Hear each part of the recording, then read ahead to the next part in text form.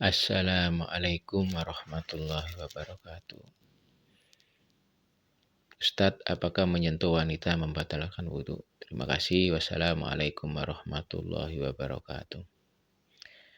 Para jamaah yang dimuliakan oleh Allah Subhanahu wa Ta'ala, permasalahan ini sering dibingungkan oleh sebagian orang dan kebanyakan kaum muslimin menganggap bahwa menyentuh wanita adalah membatalkan wudhu. Inilah yang dianut oleh mayoritas kaum muslimin di negeri ini. Karena kebanyakan mereka menganut mazhab Syafi'i yang berpendapat seperti ini. Terkait masalah ini, seperti pertanyaan sebelumnya, sebenarnya ada beberapa pendapat. Yang pertama adalah pendapat yang menyatakan bahwa jika menyentuh wanita maka membatalkan wudhu. Ini merupakan pendapat Imam Syafi'i dan Ibnu Hazm.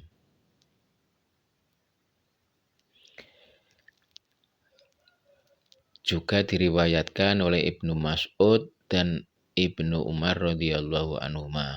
Dasar yang dipergunakan adalah firman Allah Ta'ala surat Al-Maidah ayat 6. Ya ayyuhalladzina amanu idza qumtum ilas sholati faghsilu wujuhakum wa aydiyakum ilal marafiq. Dan seterusnya sampai aulamastumun nisaa falam tajidu ma'an fatayammamu sha'idan thayyiba. Hai orang-orang yang beriman, apabila kamu hendak mengerjakan sholat, maka basuhlah mukamu dan tanganmu sampai dengan siku dan seterusnya. Kemudian sampai dan jika kamu sakit atau dalam perjalanan atau kembali di tempat buang air atau menyentuh perempuan, lamastumun nisa. Surat Al-Maidah ayat 6. Mereka menafsirkan kalimat lamastumun nisa dengan menyentuh perempuan. Landasannya adalah perkataan Ibnu Mas'ud, al-lamsu madunal jima. Yaitu kata al-lams bermakna selain jima. Riwayat At-Tabrani. Perkataan yang serupa juga dikatakan oleh Ibnu Umar dan Ibnu Abi Syaibah. Jadi menurut keduanya lamastumun nisa bermakna selain berhubungan badan seperti menyentuh. Kemudian pendapat yang kedua membatalkan wudhu jika dengan syahwat. Ini merupakan pendapat Imam Malik rahimahullah dan Imam Ahmad rahimahullah. Di dalam riwayat yang masyhur, pendapat kedua nampaknya tidak ada dalil yang mendukung, namun jika sekedar menganjurkan untuk berwudu sebagaimana orang yang marah dianjurkan untuk berwudu, maka ini baik, akan tetapi hal ini bukanlah wajib. Kemudian pendapat yang ketiga tidak membatalkan wudu. Ini merupakan pendapat Imam Abu Hanifah rahimahullah dan muridnya, yaitu Muhammad bin Hasan Asy-Syaibah, juga pendapat Ibnu Abbas, Tawus, Hasan Basri, Atok, dan Syekhul Islam Ibnu Taimiyah. Pendapat yang ketiga ini menggunakan dalil dari Aisyah radhiyallahu anha, istri Nabi Shallallahu Alaihi Wasallam, berkata, aku tidur di depan Rasulullah Shallallahu Alaihi Wasallam yang sedang sholat dan kedua kakiku pada kiblat beliau. Jika beliau hendak bersujud, beliau menyentuhku dengan jarinya, lalu aku menarik kedua kakiku jika beliau telah berdiri. Aku meluruskan kedua kakiku. Hadis riwayat Bukhari. Ini yang sudah pernah saya bacakan di pertanyaan sebelumnya. Kemudian juga hadis Aisyah, suatu malam aku kehilangan Rasulullah Shallallahu Alaihi Wasallam dari tempat tidur, kemudian aku mencarinya, lalu tanganku mengenai kedua telapak kaki beliau sebelah dalam ketika beliau sedang di tempat sujud. Hadis riwayat Muslim. Hadis ini menunjukkan bahwa laki-laki menyentuh wanita atau sebaliknya tidak membatalkan wudhu dan sholat. Jika batal, tentulah Nabi Shallallahu Alaihi Wasallam tidak melanjutkan sholatnya.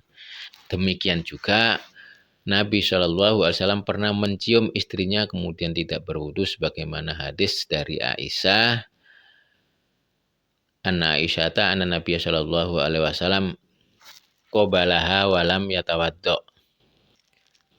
Yaitu dari Aisyah radhiyallahu anhuma bahwa Nabi Shallallahu alaihi wasallam menciumnya dan beliau tidak berwudu lagi. Hadis riwayat Abu Dawud. Hadis ini juga berlaku bagi umat beliau karena semua yang dilakukan oleh Nabi Shallallahu alaihi wasallam juga berlaku bagi seluruh umat beliau kecuali yang ditunjukkan oleh dalil bahwa itu khusus bagi beliau. Sedangkan di sini tidak ada dalil pengkhususan, maka hukumnya juga berlaku bagi umat beliau. Sudah diketahui bahwa para sahabat pasti selalu menyentuh istri-istrinya, namun tidak diketahui kalau ada satu perintah dari Nabi SAW untuk berwudu dan tidak ada satu riwayat yang menyebutkan bahwa ketika itu para sahabat berwudu.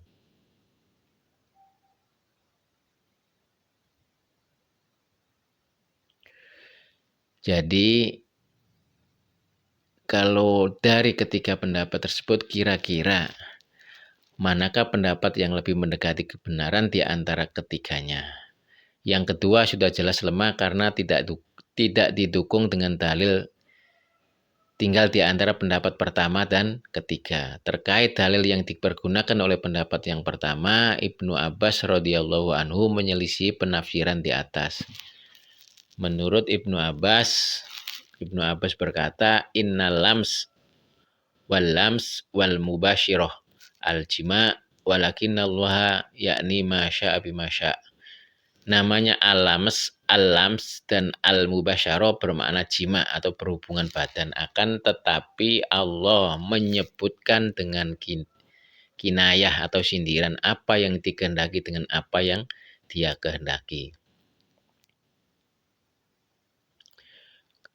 Kemudian Syekh Ahmad Syakir dalam Umdatut Tafsir mengatakan bahwa sanad riwayat ini yang paling sahih. Dalam perkataan lainnya disebutkan aula mastumunisa qala huwa al-jima. Makna ayat lamastumunisa adalah berhubungan badan. Sanad riwayat ini sahih sebagaimana dikatakan oleh Syekh Abu Malik dalam Sahih Fiqih Sunnah.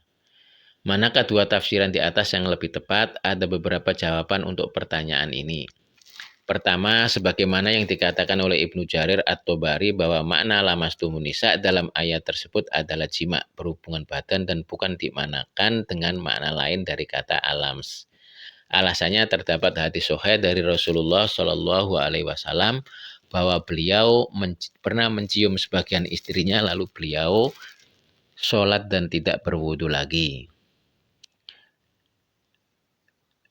Sebagaimana hadis Aisyah yang sudah dibacakan tadi. Yang kedua, tafsiran Ibnu Abbas lebih didahulukan dari tafsiran Ibnu Mas'ud dan Ibnu Umar karena beliau lebih pakar dalam hal ini. Alasan yang dikemukakan oleh Syekh Abu Malik dalam Sahih Fiqih Sunnah. Yang ketiga, kita pun bisa melihat pada konteks ayat surat Al-Maidah ayat 6, ya ayyuhalladzina amanu idza qumtum ilas sholati faghsilu. Hai orang-orang yang beriman, apabila kamu hendak mengerjakan sholat maka basuhlah. Dalam ayat ini disebutkan mengenai toharoh dengan air dari hadas kecil. Fa in kuntum junuban fattoharu, dan jika kamu junub maka mandilah. Sedangkan ayat ini untuk bersuci dari hadas besar. Lalu setelah itu Allah menyebut wa in kuntum mardo au ala safarin au ja'ahadukum au ja'ahadu minkum au ja'a ahadun minkum minal ghaidi au lamastumun nisa falam tajidu ma'am fatayamamu. Dan jika kamu sakit atau dalam perjalanan atau kembali dari tempat buang air atau lamastumun nisa lalu kamu tidak memperoleh air maka bertayamumlah. Dalam firman Allah Ta'ala maka bertayamumlah ini menunjukkan bahwa tayamum adalah pengganti untuk dua taharus sekaligus jika tidak memungkinkan menggunakan air. Au ja'ahadukum minal ghaid, atau kembali dari tempat buang air, ini adalah untuk hadas kecil. Jadi tayamum bisa sebagai pengganti wudu. Aula mastumunisa atau tayamum aula aula lamastumunisa ini adalah untuk hadas besar. Jadi tayamum bisa mengganti mandi junub. Sehingga dari sini lamastumunisa termasuk hadas besar. Jadi maknanya bukan hanya sekedar mencium atau menyentuh. Catatan, memang kata Al-lams bisa bermakna menyentuh atau meraba dengan tangan sebagaimana disebutkan dalam ayat berikut.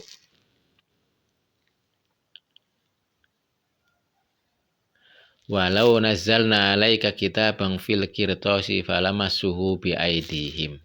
Surat Al-An'am ayat 7. Dan kalau kami turunkan kepadamu tulisan di atas kertas, lalu mereka dapat menyentuhnya dengan tangan mereka sendiri.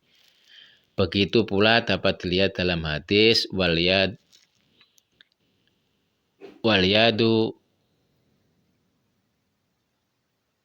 zinahal lams, dan zinanya tangan adalah meraba.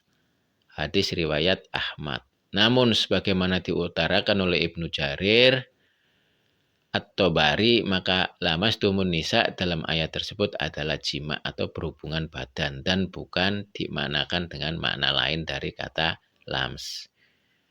Adapun kaitannya dengan menyentuh wanita yang bukan rohim, muhrim, atau wanita lain atau kebalikannya wanita menyentuh perempuan, menyentuh laki-laki, maka menyentuhnya adalah berdosa.